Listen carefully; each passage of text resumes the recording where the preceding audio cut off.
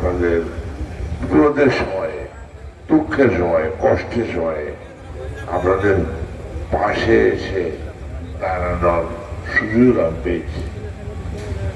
উপজেলা চেয়ারম্যান হিসেবে আমি পেয়েছি, দাঁড়িয়েছি।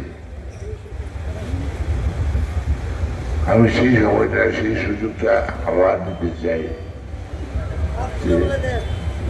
যে আপনারা যদি সময় দেন, সুযোগ দেন, তাহলে আমি আপনাদের সামনে আসতে চাই এবং আপনারা যদি বলেন তাহলে আসতে চাই।